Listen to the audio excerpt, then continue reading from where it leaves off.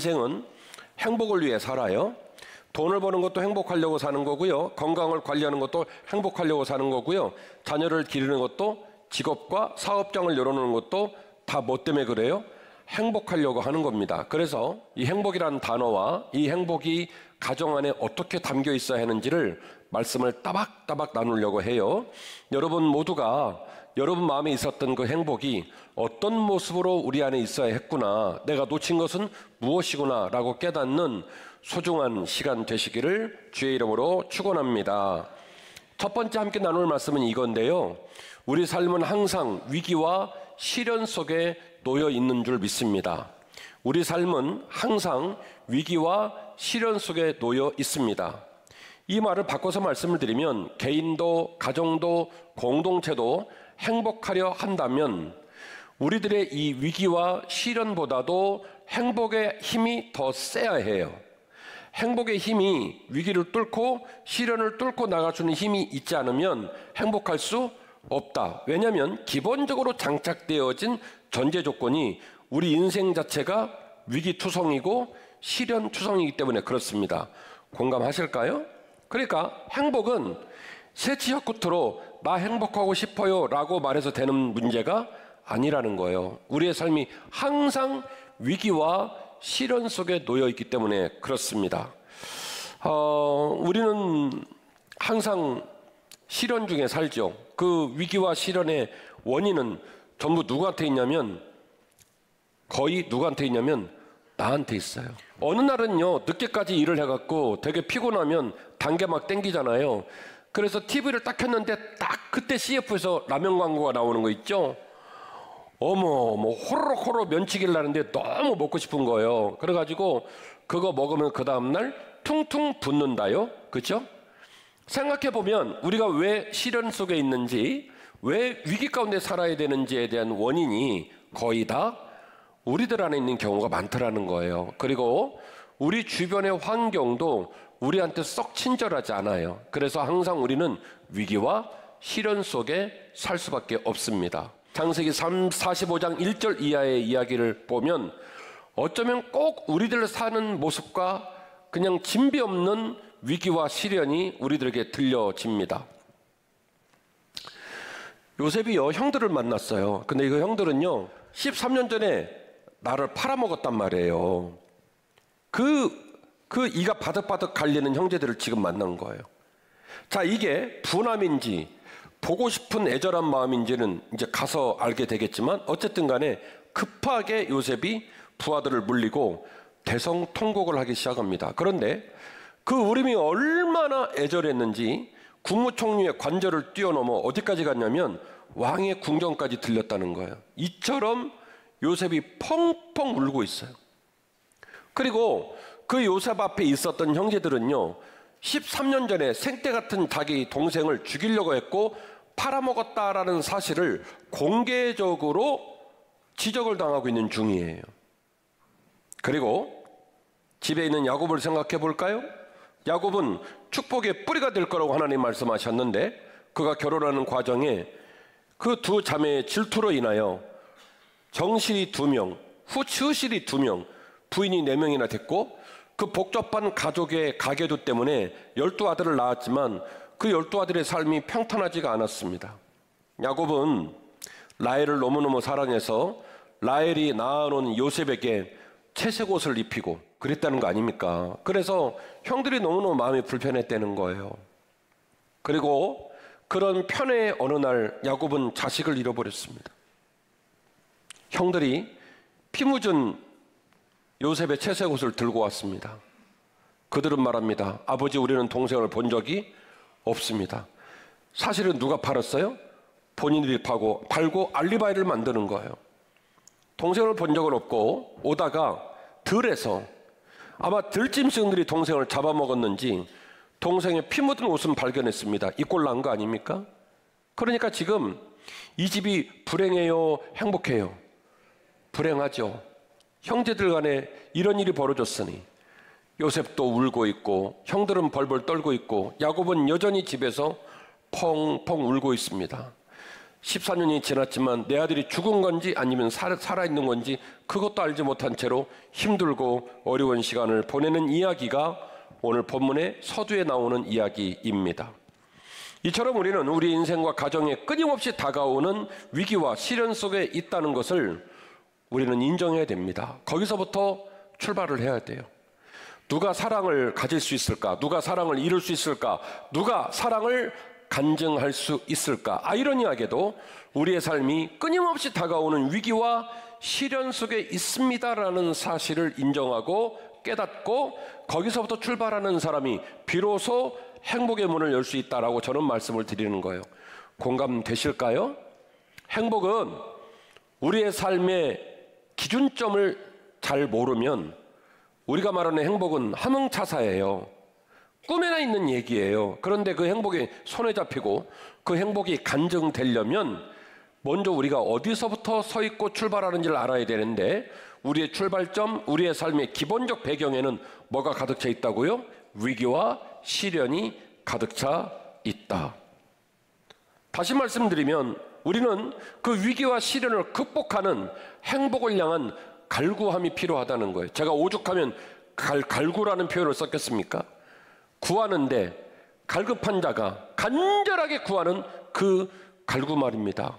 애달프게 구하는 그 갈구 말입니다. 행복을 갈구하지 않으면 행복은 내 것 될 수 없습니다.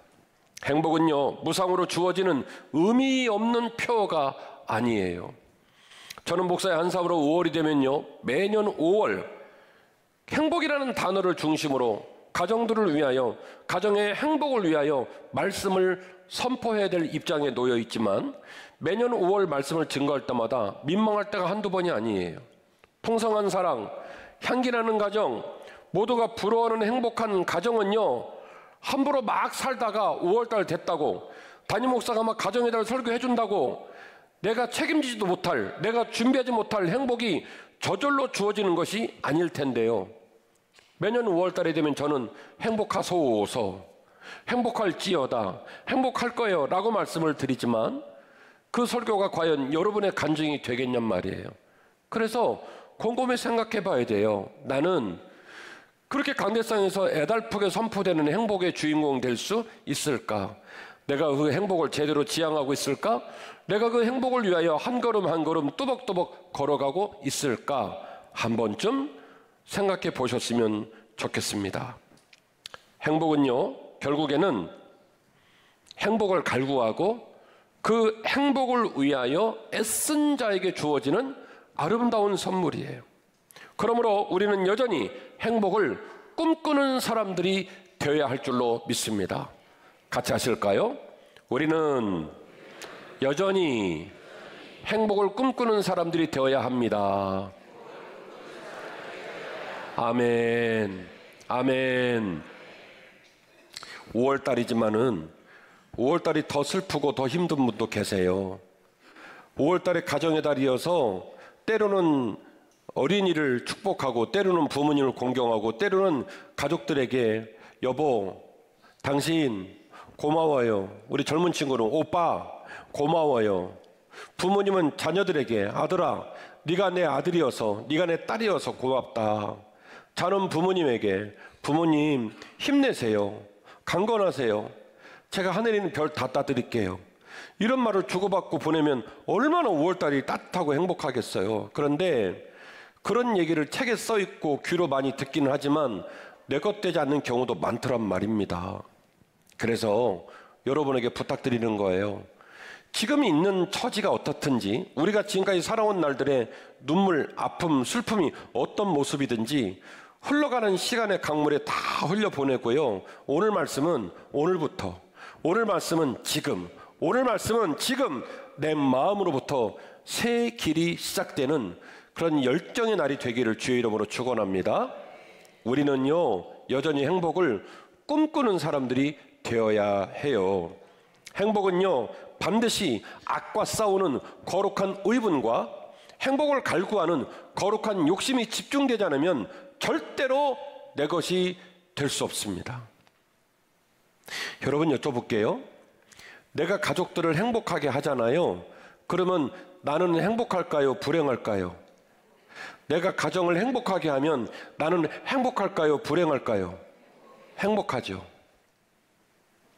반대로 내가 내 가족을 존중하지 않고 내 가족의 마음, 내 가족의 메시지에 집중하지 않고 오직 내 생각만 하고 내 가정을 불행하게 하면 나는 행복해질까요? 불행해질까요? 불행해집니다. 이거는요, 난 놓고 기억자예요. 자녀들은 자녀들이란 이유로 그걸 핑계대고 물러서면 안 돼요. 행복은요, 쉬운 게 아니고 그러나 행복은 먼 곳에 있지 않습니다. 역설적인 얘기인데요. 행복은 쉽다 어렵다. 쉽지 않고 어렵다. 그럼에도 불구하고 행복은 먼 곳에 있지 않습니다. 당장에 오늘 예배 끝나고 말 한마디 내뱉는 그 말 한마디에 천국과 지옥이 오락가락 오락가락해요. 여러분이 행복을 꿈꾸고 그 행복 꿈꾸는 걸 놓치지 않고 오늘 예배 끝나자마자부터 그 행복을 위하여 악과는 싸우는 거룩한 의분, 그리고 우리가 행복하기를 원한다는 그 거룩한 욕심, 여기에 집중하면요 당장에 행복할 수 있어요. 그 행복이 저와 여러분에게 있기를 주의 이름으로 축원합니다. 제가 오늘 본문의 말씀을 통해서 여러분에게 생명이라는 단어를 소개하고자 합니다. 무슨 단어요? 생명이라는 단어입니다. 오늘 이 요셉의 이야기 앞서 나오는 중요한 얘기가 하나 있는데, 창세기 37장을 보시면 요셉이 약 17세가 되기 이전에 꿈을 꾸는데요, 곡식단들이 자기에게 절하는 꿈을 꾸고 나중에는 선을 넘어서 해와 달과 11별이 절하는 꿈을 꿉니다. 그 얘기를 꿈을 꿨으면 그 얘기를 입에 담지 말고 좀 마음에 담아두면 얼마나 좋았겠습니까마는 형들한테 가서 또 겁나 자랑질을 하죠. 형, 내가 꿈을 꿨는데 해와 달과 11별이 절하더라. 이게 뭔 말이에요? 너희들은 언젠가 내 꼬봉 된다, 이 소리 아니겠습니까? 그래갖고요 37장 19절 보니까 형들이요 이렇게 교만을 떨고 이렇게 자기가 막 높아지고 자기가 막 패권을 장악하고 자기가 물질적으로 성공할 것처럼 말하는 동생이 너무너무 꼴보기 싫어가지고 요셉한테 별명을 줬어요. 그 별명이 뭐냐면 꿈꾸는 자라는 별명을 줘가지고 어떻게 불렀겠어요? 꿈꾸는 자 오시나이다 그러겠습니까? 헤이 참 핑퐁, 꿈꾸는 자 온다 이러지 않았겠습니까? 미운 거예요. 요셉이 이렇게 꿈을 꿨어요. 그 꿈을 얘기했어요. 그런데 말이죠, 오늘 읽으신 창세기 45장으로 넘어오게 되면 요셉이 13년 전 이전에 꾸었던 꿈의 의미가 뭘까? 그가 선포했던 꿈이 어떤 방식으로 열매가 맺혀지고 그 꿈이 어떻게 작동될까에 관하여 우리가 너무 주목해 봐야 될 아주 재밌는 결과가 나오게 됩니다. 그 단어가 바로 생명이라는 단어입니다. 요셉의 꿈은 생명을 위한 꿈이었다라는 사실입니다. 창세기 41장 45절 말씀 보면 파라오 왕이 7년의 풍년과 7년의 흉년을 통과하는 그 꿈을 해석한 요셉을 들어 써가지고 감옥에 있었던 요셉을 어떤 직분을 주게 되냐면 이 이집트의 2인자 국무총리의 직위를 줍니다. 그 국무총리의 직위를 주고 그리고 요셉에게, 히브리 사람 요셉에게 애굽식, 이집트식 이름을 새로 개명을 해줘요. 그게 뭐냐면 사브낫 바네아라는 이름입니다. 뭐라고요? 사브낫 바네아. 창세기 41장 45절 말씀을 보면 나와 있는데요, 이 이집트 왕 파라오가 사브낫 바네아라는 이름을 이집트식으로 줘줍니다. 그런데 뜻이 뭐냐면 생명을 보존하는 자, 세상을 구원하는 자라는 뜻이에요. 사브낫 바네아. 이 이름이 특별하게 이름이 있는 요셉한테 굳이 이름을 또 하나 준 게 아니라 요셉의 직위가 이렇게 되는 이유를 온 백성에게 납득시킨 거예요. 너희들이 아는 바와 같이 7년의 풍년과 7년의 흉년을 예고하고 이집트를 살릴 뿐만 아니라 주변의 많은 민족을 살리는 어마어마한 일을 한 사람이 바로 누구다? 이 사람이다. 그래서 이 사람 이름을 사브낫 바네아라고 개명을 해주는 거예요. 생명을 보존하는 자, 세상을 구원하는 자라는 뜻입니다. 그러니 이 국무총리가 된 요셉의 사명, 요셉이 그가 해야만 하는 요셉의 사명이 뭐냐면 생명을 구원하는 자, 세상을 구원하는 자라는 사명이라는 거예요. 창세기 45장 5절과 7절 말씀을 우리가 함께 이어가면서 주목해야 될 히브리 단어가 하나 있습니다. 그게 바로 뭐냐면 하야라는 단어예요. 뭐라고요? 하야라는 단어입니다. 이 하야라는 단어는요, 뜻이 뭐냐면 살다, 생존하다라는 뜻이에요. 하야 하면 살다, 생존하다, 굉장히 중립적인 이야기입니다. 어떤 살고 있다, 살아있다라는 뜻인데, 히필이라고 해가지고 이 동사가 사역형으로 쓰여지면 그걸 히필이라고 말하는데, 사역형, 뭔가 의지와 사명을 가지고 뭔가 사역형으로 쓰여지게 되면 이 하야라는 단어의 뜻이 확장됩니다. 생명을 주다, 생명을 살아나게 하다, 생명을 보존하게 하다. 누가요? 하야를 작동시키는 사람이 심지어 자기를 살릴 뿐만이 아니라 자기 주변에 있는 다른 사람을 살게 하고, 다른 사람을 보존하고, 다른 사람을 회복시킨다는 거예요. 그래서 하야의 히필이 되면 하야라는 살다, 생존하다라는 뜻이 좀 더 적극적으로 에너지를 방사하며 확장이 됩니다. 이 이야기가 45장에 몇 번이나 나오냐면 2번이나 나옵니다. 같이 보실까요? 45장 5절인데요. 당신들이 나를 이곳에 팔았다고 해서 근심하지 마소서, 한탄하지 마소서. 하나님이 뭐라고요? 생명을 구원하시려고. 하야 동사의 히필형입니다. 하나님이 모든 생명을 어떻게 하시려고요? 구원하시려고 나를 당신들보다 이곳에 먼저 보내셨습니다. 7절, 하나님이 큰 구원으로 당신들의 생명을 어떻게 해요? 보존하고 당신들의 후손을 세상에 두시려고 나를 당신들보다 먼저 보내셨습니다. 역시 하야의 히필형입니다. 살아있다, 생존하고 있다라는 그 의미가 확장되어서 다른 이의 생명을 보존하고 다른 이의 생명을 살리고 회복시키는 일로 사명이 달라지고 있더라는 거예요. 약 13년 전 요셉이 꿈을 꾸던 그 시절로 돌아가 볼까요? 꿈을 꿨대요. 곡식단들이 절을 했대요. 해와 달이 절을 하고 11벌이 절을 했대요. 그 꿈이 하야의 히필형 꿈이었을까로 묻는다면 아무도 알 사람이 없어요. 성경이 침묵하니까. 그러나 추론은 가능합니다. 그때쯤 됐을 때는 약간 아니었을 것 같아요. 왜냐하면 그 꿈을 꾸었을 때 요셉이 했던 또 다른 행동이 있거든요. 형들이 실수를 하거나 혼날 만한 일을 하면 쪼르륵 달려가서 아빠한테 꼰질러 바쳤대요. 그러니까 처음에 꿈을 꿨을 때 요셉의 꿈은 개연성이지만 본인이 높아지고 본인이 성공하고 본인이 재물을 갖고 본인이 형들보다 우위에 있게 된다라는 의미로 이 꿈을 해석했을 가능성이 높습니다. 그런데 그 꿈과 정반대로 가기 시작했죠.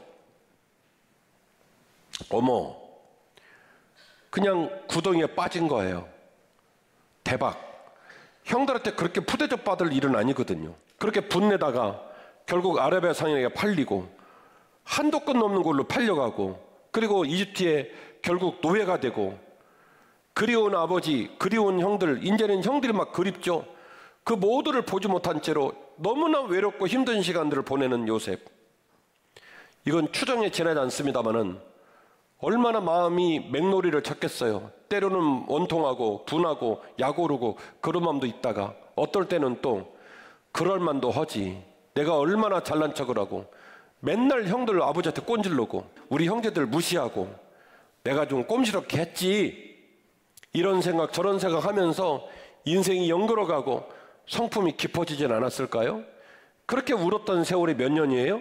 13년이에요. 그리고 창세기 45장에 오니 요셉은 형들을 만나서 뭐라고 말하냐면, 내가 이곳까지 온 이유는, 그리고 끝까지 살아남은 이유는 형제들한테 원수 갚으려고 살아남은 게 아니라 하야, 살아있다라는 동사가 히필형이 되어서 결국 나도 살아야 되지만 형제를 살리고 부모를 살리고 민족을 살리는 그 일을 하기 위하여 하나님이 나를 이곳에 먼저 보내셨습니다. 그러니까 그가 아버지와 형제들 품에 있었을 때 꾸었던 꿈이 드디어 이루어진 거죠. 곡식단이 절을 하고 해와 달과 11별이 절을 하는 그 꿈이 이루어졌는데 그 꿈의 목적지와 내용은 전혀 느낌이 달라요. 나를 위한 성공이 아니라, 군림하기 위한 성공이 아니라 형들을 짓밟고 그 위에 옹립되기 위한 성공이 아니라 가문을 살리고 민족을 살리는 위대한 꿈이 되었다라는 사실입니다. 그래서 제가 생명이라는 단어를 여러분에게 소개한 거예요. 뿐만이 아니라 제 눈에는요, 요셉의 다른 형제들도 그 13년의 기간 동안 철이 많이 들었던 것처럼 보여요. 제 눈에는. 창세기 45장 5절과 50장 20절 말씀을 보면 형들을 막 요셉이 설득하고 격려해요. 형들이 덜덜덜 떨거든요. 제가 우리한테 원수 갚으면 어떡하나. 45장에서는 처음 만나서 덜덜 떨고요.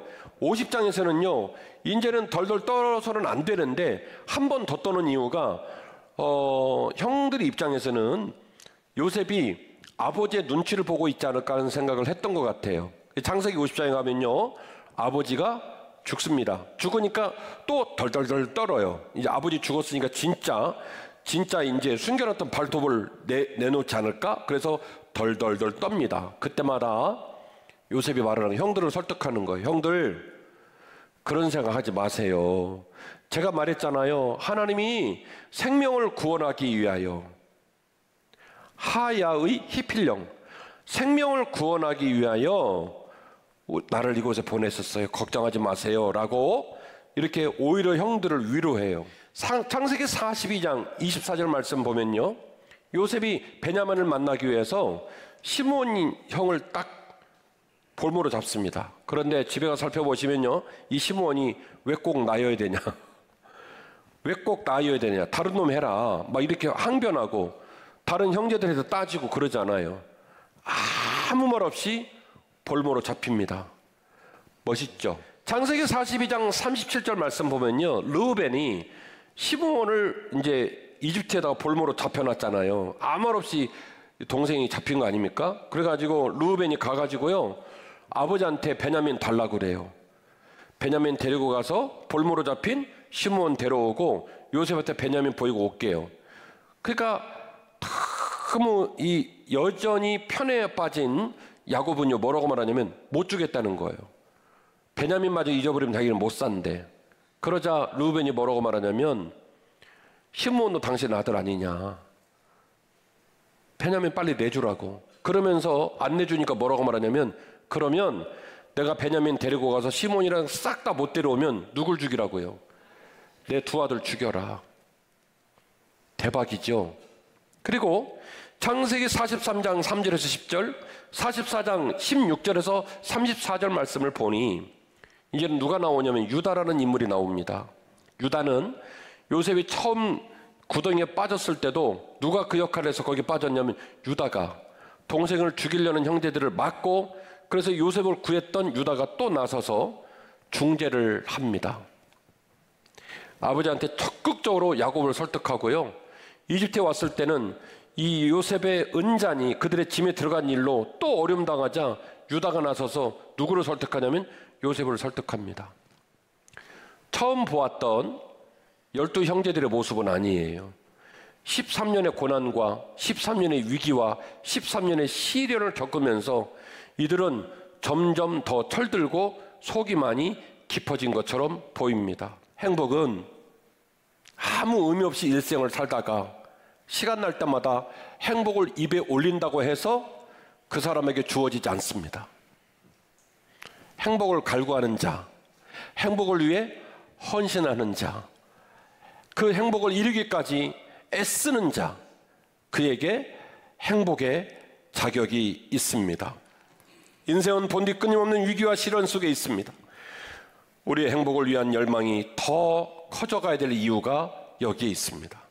행복을 위해 거룩한 꿈을 품고 인격적으로 영적으로 더 철들어 가야 할 줄로 믿습니다. 요셉이 철들었던 것처럼, 요셉의 형제들이 철들었던 것처럼 저와 여러분이 인격적으로 영적으로 철들어 가기를 주의 이름으로 축원합니다. 부모와 자녀 모두가 행복을 위해 헌신하고 아름답고 좋은 유산으로 가정을 충만하게 해야 할 줄로 믿습니다.